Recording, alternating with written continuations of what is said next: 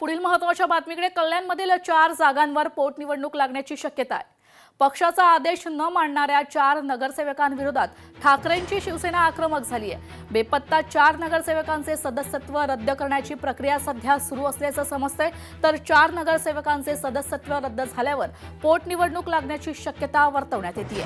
मशाल चिन्हावर निवडून आलेले नगरसेवक राहुल कोट आणि नगरसेविका स्वप्नाली केणे या नॉट रिचेबल आहेत, तर मधुर म्हात्रे आणि कीर्ती ढोणे हे नगरसेवक देखील बेपत्ता आहेत। त्यांना पक्षाच्या बैठकीला हजर राहण्याची नोटीस बजावण्यात आली होती, मात्र या बैठकीला आणि कोकण विभागीय आयुक्तांकडे गटनोंदणीला देखील हे 4ही नगरसेवक गैरहजर राहिल्याने ठाकरे गटाने त्यांच्या विरोधात आता आक्रमक भूमिका घेतली आहे।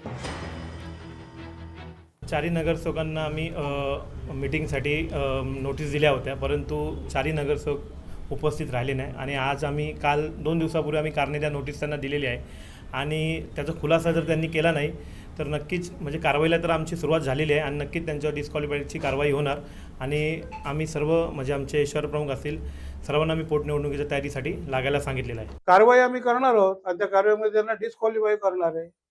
बाकी इतर आता ज्या पद्धतीने मगाशी बोरगावकर साहेबांनी सांगितलं त्यामुळे या ठिकाणी पोटनिवडणुकीची तयारी चालू केलेली आहे। त्यांच्यावरती पक्षशिस्त भंगाची कारवाई सुरू झालेली आहे। ते मशाल चिन्हावर निवडून आलेले आहेत आणि पक्षाच्या चिन्हावर शिवसेना उद्धव बाळासाहेब ठाकरे पक्षाचे ते सदस्य असताना त्यांना आमची त्यांच्याबरोबर काही समोरासमोर भेट झालेली नाही। त्यांना नेलंय, ते गेले, त्याच्याबद्दल अजून काही खुलासा नाही त्यांच्याकडनं। त्याच्यासाठीच कारणे दाखवा नोटीस आहे, शोकॉस नोटीस आहे। त्यांचे काय खुलासा येतो त्याच्यावरती त्यांचं भवितव्य पुढे अवलंबून आहे। लोकशाही मराठी ऐका, पहा, जागरूक रहा।